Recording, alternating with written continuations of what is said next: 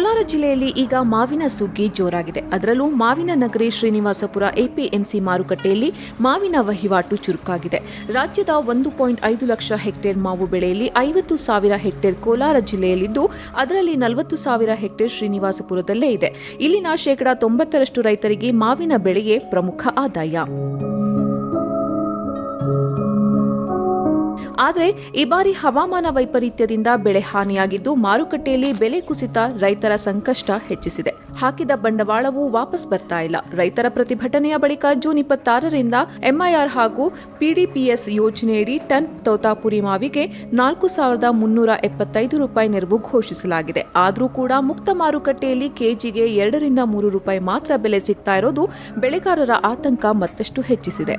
ಇವತ್ತು PDPS ಅನ್ನೋ ಒಂದು ಸ್ಕೀಮು ಕೇಂದ್ರ ಸರ್ಕಾರ ಮತ್ತು ರಾಜ್ಯ ಸರ್ಕಾರಗಳ 50-50 ಅನುಪಾತದಲ್ಲಿ ಏನು ಬಂದಿದೆ, ಅಷ್ಟು ಹಣ ಮಾತ್ರ ಇವತ್ತು ರೈತರಿಗೆ ಸಿಗುವಂತಾಗಿದ್ದರೂ ಸಹ ಆ ಮಾವಿನಕಾಯಿನ ತೋಟದಲ್ಲಿ ಕಿತ್ಕೊಂಡ್ಬಂದು ಮಂಡಿಯಲ್ಲಿ ಹಾಕಿ, ಮಂಡಿಯಲ್ಲಿ ಅದು ಎಷ್ಟೋ ಒಂದಷ್ಟಕ್ಕೆ ಮಾರಾಟ ಮಾಡಿ ಅದರ ಬಿಲ್ಲು ಪಾವತಿ ಆಗಬೇಕು, ಆ ಬಿಲ್ಲು ಕೊಡಬೇಕು. ಆ ಬಿಲ್ಲನ್ನು ಅವ್ರ ಕ್ಲೈಮ್ಗೆ ಹಾಕ್ಕೊಂಡ್ರೆ ಮಾತ್ರನೇ ಈಗ PDPS ಬೆಂಬಲ ಬೆಲೆ ಬರೋದು. ಇವತ್ತು ಯಾರೂ ಕೂಡ ತೋತಾಪುರಿ ಮಾವಿನಕಾಯಿ ಬೇಡ ಅನ್ನೋದು ಪರಿಸ್ಥಿತಿಯಲ್ಲಿ ಇವತ್ತು ತುಂಬ ಸಂಕಷ್ಟಕ್ಕೊಳಗಾಗಿದ್ದಾರೆ. ಮಾರುಕಟ್ಟೆಯಲ್ಲಿ ಖರೀದಿಯ ದರ ಹೆಚ್ಚಳ ಮಾಡದಿದ್ರೆ ಮಾವು ಬೆಳೆಗಾರರು, ರೈತ ಮುಖಂಡರು ಮತ್ತೆ ಬೀದಿಗಿಳಿಯುವ ಎಚ್ಚರಿಕೆಯನ್ನ ನೀಡಿದ್ದಾರೆ.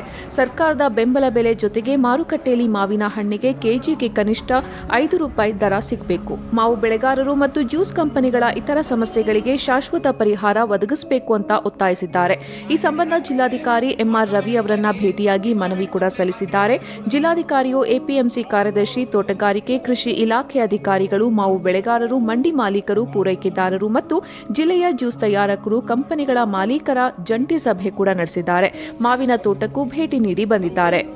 ಆಂಧ್ರ ಪ್ರದೇಶದಲ್ಲಿ ಅಲ್ಲಿನ ಸರ್ಕಾರ ಇವತ್ತು ಮಧ್ಯಪ್ರವೇಶ ಮಾಡಿ ಕೈಗಾರಿಕೆಗಳು ಅಥವಾ ಜ್ಯೂಸ್ ಫ್ಯಾಕ್ಟರಿಗಳ ಮಾಲೀಕರು 1 ಟನ್ನಿಗೆ 7,000 ಕೊಡಬೇಕು, ಸರ್ಕಾರ 4,000 ಕೊಡುತ್ತೆ, ಒಟ್ಟು 11,000 ರೈತರಿಗೆ ಸಿಗಲೇಬೇಕು ಅಂತಕ್ಕಂಥ ರೀತಿಯಲ್ಲಿ ಅಲ್ಲಿ ವ್ಯಾಪಾರ ವಹಿವಾಟು ನಡೀತಾ ಇದ್ರೆ, ನಮ್ಮ ಕರ್ನಾಟಕದ ಶ್ರೀನಿವಾಸಪುರ ಮಾರುಕಟ್ಟೆಯಲ್ಲಿ ಸರ್ಕಾರದ 3,000 ಮತ್ತು ಇದು ಮಾರುಕಟ್ಟೆಯ 3,000 ಮತ್ತು ಸರ್ಕಾರದ 4,370, ಒಟ್ಟು 7,370 ರೂಪಾಯಿ ಮಾತ್ರ ಇವತ್ತು ರೈತರು ಸಿಗ್ತಾ ಇರ್ತಕ್ಕಂಥದ್ದು.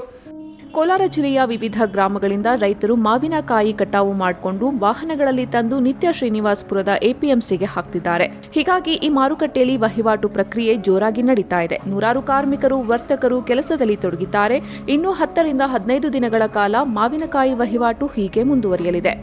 ಕೆಲವು ರೈತರು ಮತ್ತು ಜ್ಯೂಸ್ ಕಂಪನಿಯವರು ಶಾಮೀಲಾಗಿ ರೈತರಿಗೆ ಮಾರ್ಕೆಟಿನಲ್ಲಿ ದರಕ್ಕಿಂತ ಕಡಿಮೆ ದರದಲ್ಲಿ ಇವತ್ತು ಮಾವು ಖರೀದಿ ಮಾಡ್ತಾ ಇದ್ದಾರೆ. ಯಾಕೆಂದರೆ ಮಾವು PDP ಯೋಜನೆ ಹಣ ಬರ್ತಾ ಇದೆ ಅನ್ನೋ ಹೆಸರಿನಲ್ಲಿ ಜ್ಯೂಸ್ ಕಂಪ್ನಿಯವರಿಗೆ ಅಗ್ಗದ ಬೆಲೆಯಲ್ಲಿ ಮಾಡ್ತಾ ಇದ್ದಾರೆ. ಆದರೆ ನಾನು ಸರ್ಕಾರ ಮನವಿ ಮಾಡ್ತಾ ಇದ್ದೀನಿ, ಇನ್ನೂ ಸುಮಾರು ಜನ ರೈತರು ಏನು 50% ರೈತರು PDP ಯೋಜನೆಯಲ್ಲಿ ಮಾವು ಖರೀದಿ ಮಾಡಬೇಕು, ಹೆಚ್ಚುವರಿ ಹಣ ರೈತರಿಗೆ ದೊರಕಬೇಕು.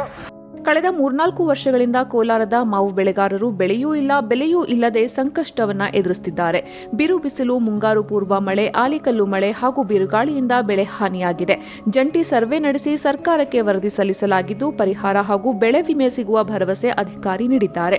ಅಂಗನವಾಡಿ ಮತ್ತು ಶಾಲೆಗಳಲ್ಲಿ ಮಾವಿನ ಉತ್ಪನ್ನಗಳನ್ನು ವಿತರಿಸಿದರೆ ರೈತರಿಗೆ ನೆರವಾಗಲಿದೆ ಎನ್ನುವ ಸಲಹೆ ಕೂಡ ಕೇಳಿಬರ್ತಾ ಇದೆ.